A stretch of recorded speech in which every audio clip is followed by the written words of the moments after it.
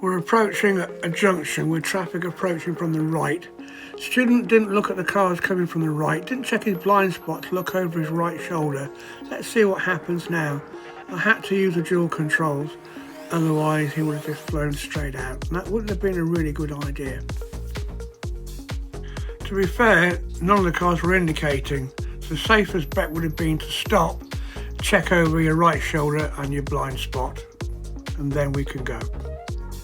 We're indicating left to make our intentions clear. We were slowing down, approaching these lights that have been green for a while, keeping an eye on the car behind us.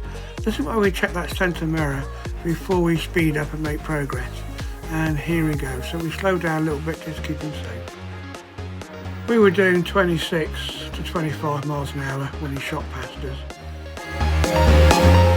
The van in front's about to turn right and we're going to overtake a car on our left.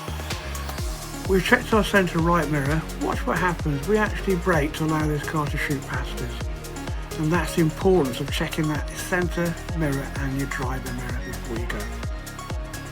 Not everything happens in front of you. Watch the dog pulled away from its owner and then running on its own. So we stopped and slowed down to see what was going to happen. Dog running on its own. So we didn't know whether the dog was going to run in front of us or not.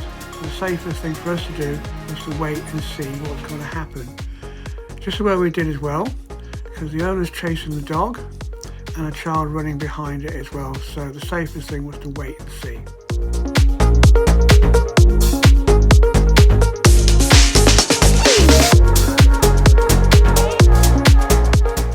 All looks under control now, and happy, all ends well. If you enjoyed this video, please subscribe and leave comments.